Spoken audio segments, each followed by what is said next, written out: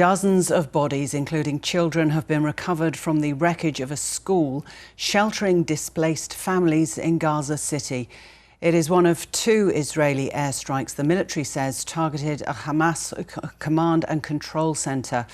The attacks are part of a broader Israeli offensive in the north of the territory that comes amid growing international pressure on Israel to allow more aid into Gaza. Joining us now from Washington, D.C. is Aaron David Miller, a former Middle East negotiator and a senior fellow at the Carnegie Endowment for International Peace. Welcome to you, Aaron. These strikes on places where people are sheltering seem to be becoming more frequent. Do you think that Israel is now acting with impunity? Look, I think this is a pointless war which has already achieved its military objective, which is to undermine and destroy Hamas as an effective military organization. And the reality is that the prime minister has political interests and political requirements, which is one of the reasons that the war continues. The other, clearly, and both Israel and Hamas are putting their own organizational and political needs above the interests not only of 2.3 million Palestinians in Gaza, but the hostages and their families. It's reasonable to expect, I think, within the next week, you could see another incremental exchange, more hostages for a 60-day ceasefire. That's a negotiation that's currently taking place. But I see absolutely no chance that we are on the cusp of seeing this war abate. Spain has called for an arms embargo. Our Prime Minister here, Anthony Albanese, called it outrageous that aid was being blocked. The UK, France and Canada issued a joint statement. What do you think it will take for the United States government to take some action? Well, first of all, let's deal with the international community, which over the last 18 months has demonstrated a degree of self-interest, disinterest, division, fecklessness. The Arab world has essentially stood by, refusing to impose Israel's treaty partners, the Abraham Accord countries, refusing to impose a single cost or consequence, either on the U.S. or Israel. And frankly, what I see coming from the Brits, the Spanish, the Australians, is largely rhetoric. Whether Donald Trump is increasingly frustrated with Benjamin Netanyahu, I think that's a central core question in this. But remember, Mr. Trump has another negotiation underway with the Iranians. That is his bigger play here, frankly. And if he's going to confront Netanyahu on one of the other, Gaza or Iran, I think he'd probably go with the latter. I'm sorry for the sober assessment, but we watched 18 months of this with no single party or collective action willing or able to essentially change the trajectory of the conflict and push, force, compel Hamas or the government of Israel to pursue a different course. Really interesting. Hamas says it has agreed to some terms within a ceasefire. Where do you see those sorts of talks are at right now?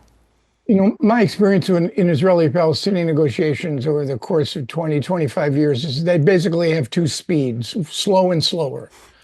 And there are any number of agendas here. Look, Lorna, we're not talking about a negotiation between the government of Australia and the government of the United States. You're talking about a negotiation which both Israel and Hamas in particular, has elevated to a near existential level.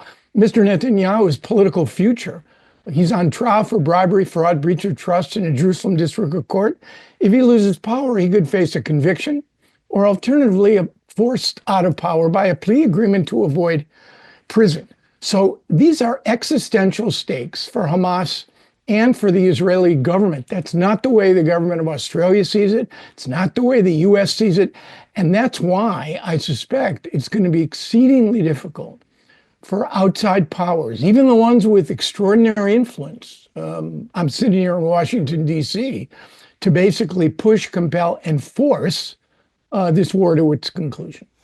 Given your experience of being in the room when these talks are taking place, what do you make of the presence now? They've gone in of this US-backed independent private aid group, of which the chief has just resigned, claiming its independence and neutrality are at stake. What do you make of the politicising of the aid? Oh, look, this is just airdrops don't work. The JLOTs, the pier that the US tried to construct, basically didn't work. The only way to get aid into Gaza is overland and to try to secure its distribution. And frankly, with all its imperfections, the NGOs, the international humanitarian organizations that have been responsible for delivering the aid during periods in which there has been ceasefire, they do a reasonable job. And yes, some of that aid is diverted, but I mean, let's be clear here. The Israelis on this one, I think, bear most of the responsibility. As long as Israelis are being held hostage, as long as Mr. Netanyahu looks at this as a political war, seems to me the Israelis are not going to do everything they possibly could do to facilitate overland distribution of aid via truck.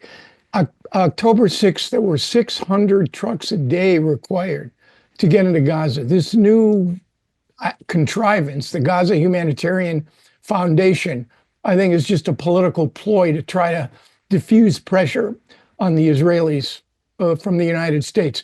If Israel was determined and the international community was determined, they could figure out a way to deliver aid consistently and effectively. But again, I come back to the central point. The only parties that appear to own this and be willing to actually sacrifice and basically push their will are the Israelis who are currently doing the fighting, and Hamas on the other hand. And again, I just conclude the Middle East is littered with the remains of great power schemes, ambitions, and aspirations who somehow thought they could impose their will on small tribes. And the answer, by and large, history demonstrates is most likely, most frequently, no. Just finally, very sobering analysis. Finally, I want to ask you on a human level, if you like, away from the politics, the pictures coming from Gaza of malnourished children, they're startling, they're disturbing. Are they being played on American television? And what do ordinary Americans, what do you make of that? Look, I dealt with the Israeli-Palestinian conflict for a very long time. It's not a morality play. It's not the forces of goodness on one hand against the forces of darkness on the other. It's a conflict that has taken far too great a toll. And since October 7, since Hamas's willful and indiscriminate killing of men, women, and children, the sexual degradation, the mutilation, the taking of hostages, and then the Israeli response, as punishing a response to the exponential rise of Palestinian deaths, thousands of civilians, whole families killed this week, 9 out of 10 children. The reality is it's going to go on until you have an Israeli and or Palestinian leader that can essentially rise above the politics and lead. And you're going to need the support of the international community, and you're going to also need an administration in Washington that's prepared to supply ample amounts of honey, incentives, but also a lot of vinegar to use pressure when, in fact, it is required. You have none of these things in place. We have a transactional president, Donald Trump, who wants to end the fighting in Ukraine, but not the war. He wants to get the hostages out of Gaza and get a ceasefire, but he's not interested in embracing a broader plan to try to solve the Israeli-Palestinian conflict. You need leaders. You don't have them. And until you do, I'm afraid, Lorna, we're going to be having this conversation, and happy to have it, but I usually end up depressing myself at the end of these conversations. We're going to end up having these conversations looking forward for far too many years.